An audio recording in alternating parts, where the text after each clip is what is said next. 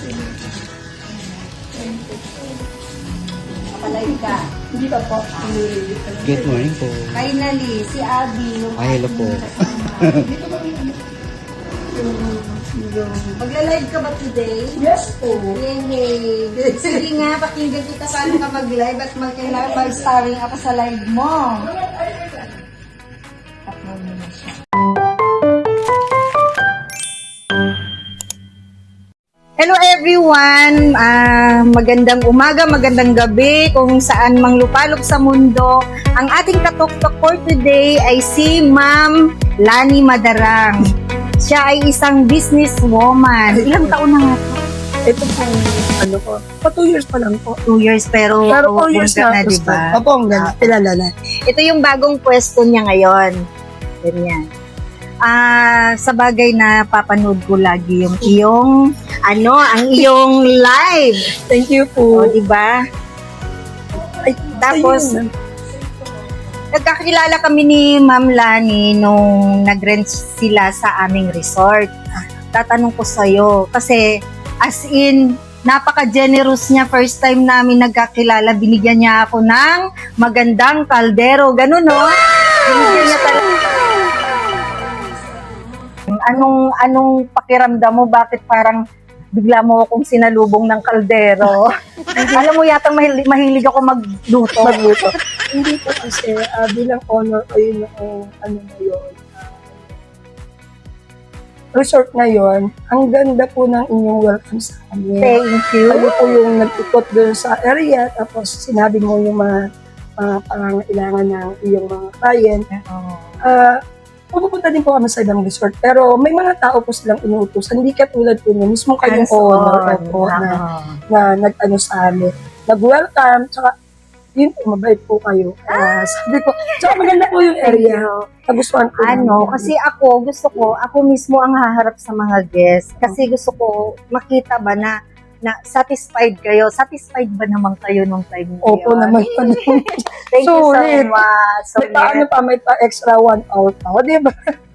Diba? May free pa. Binigyan pa kita discount na. Ganun talaga ang business. Wag naman libre na always libre, di ba? Kasi namumuhan tayo. Katulad sa'yo, di ba? Kaya ang swerte ko nabigyan ng kaldero. At ngayon, lagi namin ginagamit. Hindi man talaga sa puso ko na po talaga yung magiging giver. At saka sa live po talaga, inopen ko yung more mind, more previous. Kasi alam ko yun ang gusto ng Pilipino na may pa-free, tapos may tawad pa. Ganun. O, diba? May nakuha akong idea. Kukunin ko yung idea na yan. Yun yung Pilipino di ba? Tumawad na tapos yung dagdag, yung previous. Oo. Doon tayo masaya Para lang yung bagoong padagdag ng sabaw. Oo. Tapos, ano namang nag-inspired sa'yo sa ganitong klaseng business? Bali po, nag-start talaga ako, hindi po agad sa cooking work. Stop toys po, tsaga lang. Una doon sa life ko, 5 minors lang, masaya na ako, sinatsaga ko, inaabot po ako na hanggang alas 12, alauna na madaling araw. Stop toys lang po yun. Ay, ang dami na. Opo. Tapos, nag 1 year, nag-ceramics po ako. Then dito sa cooking work, dito po ako nakilala. At nakakatuwa lang kay God, nakakilala po sa akin dito is, mga karamihan po minors po, OFW. OFW po sila karamihan. Madaling magbayad ang mga OFW. Tsaka, Hindi naman pero alam mo, madali silang maingganyo na bumili ng mga gamit, lalo na pag nandun sila sa ibang bansa, kaysa naman dun sila bibili, tapos babagahin nila papunta dito. So, maigi na yung dito lang. Tsaka dito naman po sa akin, talagang may quality pero mura. Alam ng mga minors ko yan. Isa ko pa nga pong na minors ko dito, si Madam Elma Macadamia, ang ating Vice Mayor ngayon. Yes. Talaga wala po akong masabi kay Madam. Talagang pag ginusto niya yung items, pag pumasok sa live, kahit busy siya, sasabihin niya lang sa akin, sis, gusto ko yan, deliver mo sa shop ko. Shout out kay ex-mayor na yon, Vice Mayor. Thank you, Ma'am Elma. Elma Macadamia. Hello, ma'am. Ano naman po si Ma'am Lani as a wife? Hindi ko malambing. Oy! Pero Baka si Mr. naman malambing. sa akin po, hindi po ako masyadong sa action. Cleaning, Yung, yan, ganun. yung ibig sabihin ko yung words na I love you, hindi po ako sa ganun ang inaano ko pagdating sa action. At asikaso. Kasi kaso yung ibig sabihin ko, yung pwede kong maitulong sa aking partner. Hindi po ako malambing talaga. Paano naman si Madam Lan as a mother? As a mother, Ilan na pa po yung ano, 5 po. 5? As a mother po, ginawa ko po yung the best para sa mga anak ko. Naging isang OFW din po ako. Bagamat mahirap, Ilang malayo. taon kayo sa upan? First time ko po is Saudi. Hindi ko po natapos kontrata doon. Then, nag-try uli ako lumabas. Then, pinalad naman, nagkaroon ng mabait na ako sa Kuwait. Natapos ko ang kontrata. And then, nag-decide na po ako mag-food for good. Ayoko na kasi malayo sa mga anak mo. Ako din, naging OFW din ako. 20 years. Akong tagal. yung Yun po. panganay ko noon 4 years and 5 months. Ang pangalawa is 2 years and 6 months. Ang bunso is 1 year and 6 months. Iniwan ko sila dahil mahirap. Mas mahirap yun. Oo. Tiis lang, mahirap lang. Tapos nung pandemic, umuwi na. Nag-set up ng business. Nung time naman ng pandemic po, kalalabas ko lang, ay papasok ko lang yung sa bansang Kuwait. Thank you Lord dahil God is good talaga kasi kung hindi po ako nakalabas siguro ng papuntang Kuwait, siguro yung aking business na motor parts, ang first business ko po motor parts. Yun pa rin. Bali ngayon po, nalulungkot muna ako, ginip up ko muna para matutukan ko po ang cooking world. Pero malakas na yun ah. Marami po na kasing siya kayo ng motors. Sa bagay, no? Hindi naman po Sige pwede lang. maglingkod sa dalawang Diyos. Oo. Kailangan tutukan ko po kung alin Oh, yung one at a time lang. Ako naman, superwoman. Business, lola, housewife, mother. Sige lang. Go lang. Go. Oo. Tapos, saan naman galing itong mga mga Bali, items meron mo? po akong isang supplier sa Manila. Bali siya ay isang warehouse na hiningi ko lang din po kay God na ibigay sa akin yung mura pero matikalidad. Yan yung gusto ko ni Ma'am Lani. Kasi nung nagpunta sila sa bahay na mayroon silang get-together na family. Kasi sense ko God-caring po. Siyempre, kung wala po si God, hindi ko naman po kaya. Sa Yes. totoo lang, madam, hindi Dapat naman po ako nakapag-aral. same. Oo. Ako din. Lakas loob at Lakas loob. kapal ng mukha.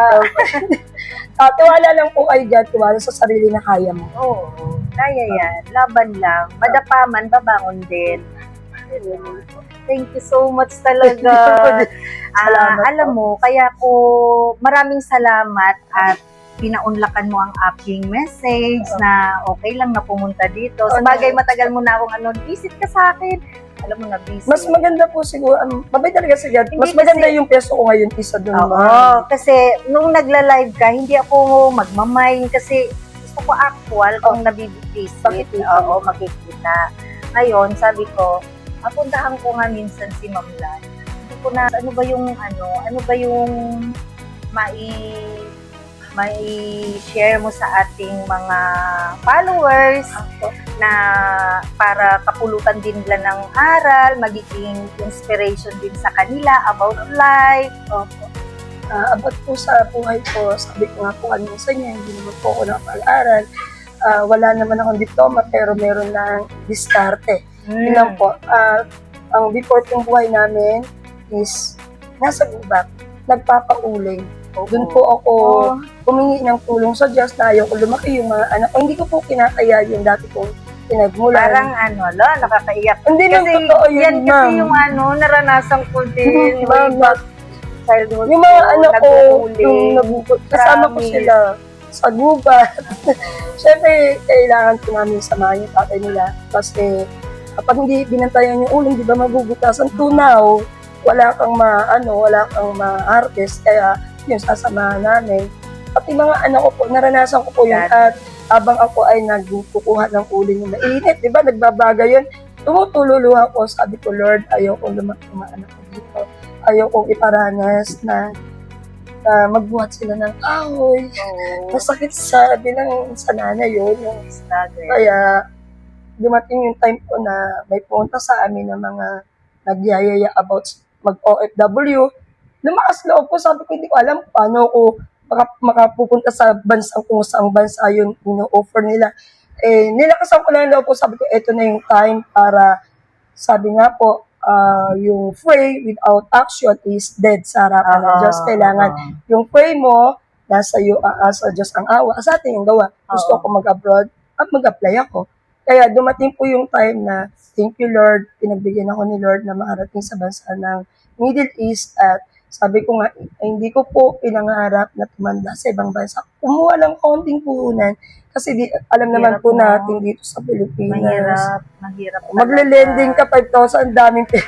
Yes. Diba? Kaya sabi ko, konting ano lang at ang bait po ni God sa maraming OFW, umaabot na po ng ilang years pagdating ng Pilipinas, zero balance pa rin. Pero sawa po naman ng Diyos ay sa sandali ko sa Saudi, nagsimula kami sa motor parts.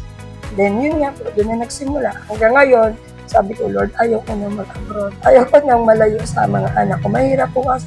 Yung trabaho abroad, kaya ko. Pero pag dumating yung depressed, lungkot, yun po ang Naranasan ko. mahirap. Tutulong na lang yung luha mo, di ba? Umabot ako sa time na nag-therapy ako doon sa abroad. Kasi Ang hirap po ng gano'n. na kailangan mo may pinapainom na gamot para kumalma Ako, ka. Pero habang nagagamot ka, pumapasok ka pa rin sa work. Ganun, struggle. Hirap na, Ano ano po ba? ko. Una, Taiwan, 6 years. Sumunod, Dubai, 14 years. Tagal din po. Tagal, 20 years. Kaya sa correct. Ini-encourage ko po sila na si mami naman nila open world. Dati po, pangarap ko lang yan eh. Yung magkaroon ako ng isang kawali, casserole, para sa Sa personal lang. kusina mo. Oo, personal ko lang. Then, nung nasa Kuwait po ako, may nakita akong set, 25,000, apat na piraso. Hindi pa ganun yung ganda yung quality niya. Muntik ko ng, grab. Kasi, yun yung gusto ko eh. May uwi ko dito sa Pilipinas. Pero, hindi kinaloob ng Diyos. Yung pala, magiging seller ako ng mga pangarap ko lang. Ng mga Diba? coffee Dati world. pangarap lang. Ngayon, ayan na siya. Sa biyaya po ng Diyos. Thank you so much. Thank you sa pag-share ng life story mo, kahit maiksi lang. At least yun ang gusto ko kasing na marinig at ma-share sa ibang followers natin na from rock to riches, di ba? Hindi man naman po riches. Grabe na riches. Papunta tayo doon. Thank you, Lord. Claim na. Amen. Oo. Thank you talaga sa yung bang ako din, yung unang pagkakilala natin, naging malapit agad yung puso ko. Ano man kasi, ma'am, Ikaw din, nung sabi, smell ka kasi agad ganun pagbungad mo talaga sa business eh. Kahit masakit ulo, kailangan mo smile. Yes, ma'am. Oo, Para ganun talaga. ano ka ng Sabi ko, client mahal mo. na, binigyan niya akong kaldero. Mama, Bakit? Anong sabi ko na-feel nga, niya? bakit nandito yung may beer test? Hala, okay na yun. At ang ganda. At alam naman At po first time ko nagkaroon ng ganong kaldero. alam ko ng mga minors ko hindi po ako malaki. Kaya Alam nga, ko nila nakikita ko yun. nga eh. May mga nagmamind tapos may papu. Grabe. Iba pa yung pag-special credit. Ano ka? Generous. Generous. Masarap ma'am. Noon ang ko ma'am, ang sarap pala ng feeling ng tumatanggap. Pero mas masarap po pala yung ikaw yung Magbigay. magbigay mismo. Hindi Ang yung sarap. take lang ng take. Give and take. Oo. Pero mas marami daw blessings kung give ka ng give. Kaya ka nakapag-give. Ibig sabihin, may May blessing ka. blessings, di ba? That's all for Salamat, today. ma'am. Thank you Thank so you po. much. Thank you, Ma'am Lani. Thank you din ma'am. And keep in touch. Opo. Thank you po. Saan kita next time sa Sige ating po. resort. No worries Di ma'am. ba? Babalikan ka talaga namin. Oo. Ina-advertise din niya sa mga kakilala niyang mga bakasyonista talaga yung aking resort. And thank you so much. Thank you din. Ano lang, Ganun lang ma'am. support local Support, opo. sa businesses.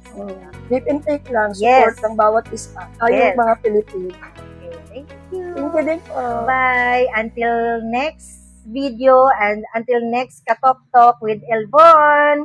Thank you so much.